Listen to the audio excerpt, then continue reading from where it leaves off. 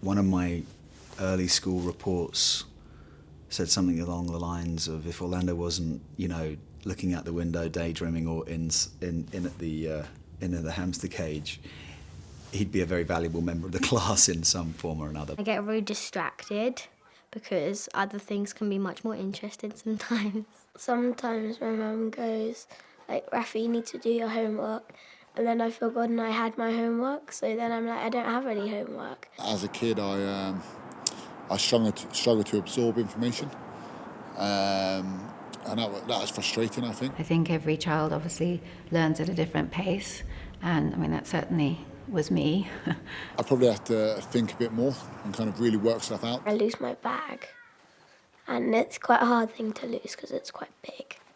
And yeah. Oh, I can't find my pencil case at the moment. So dyslexia is a brain-based difference in how we process information.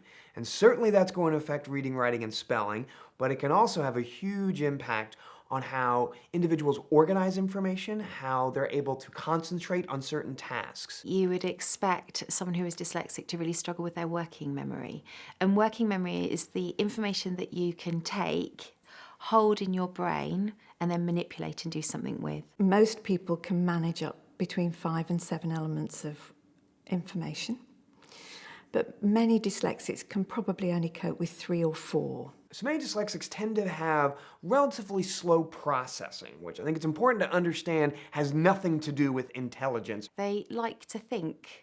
We need to give them time to do that. Dyslexic people like to think. They like to think about what you've asked them, and they need time to give you the answer. But they're often thinking because they're good thinkers and they're going to give you something amazing in their response. When those 15 hands go up in the air, don't immediately call on somebody because you may be missing out on a dyslexic student who's still processing the question or coming up with the answer. With processing, as soon as you add pressure, you find it harder to reproduce the information. Many dyslexics might struggle with verbal memory. So if we give them instructions and we only say them out loud and we expect them to hold on to all of that information, many dyslexics might have a difficult time with that. So an easy thing a teacher can do is give the directions. They could write them on the board, and then they could chunk them. Pencil, notebook, sit on the floor. If you have a student that you know struggles with those things, have that student repeat the directions, and you're helping every student. Many dyslexics might actually have a difficult time with their locker combination, that sequential memory, that ability to instantly remember to go 3 to the left, 4 to the right. If you're teaching someone, you're expecting them to have sequential memory because all the time teaching is working on what a child has learned before. If a child struggles to sequence things, they won't remember what it was they were meant to take from before.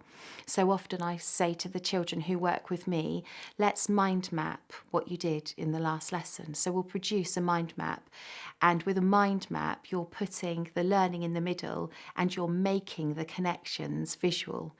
The next time they come to me, I'll say, okay, so from what you learnt in that last mind map, how did you build on that in the next lesson? And they will add to the mind map they've done before so they can start to see a sequence of events. Because they're bigger picture thinkers, they might not see things in chronological order. The more detail-oriented work of doing step 1, step 2, step 3, that can be a challenge. The average thinker may get from A to B very quickly. It's like they're on a highway.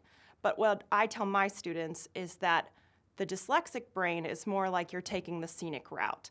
And it may take them longer to get from A to B, but think of all the things they're going to see.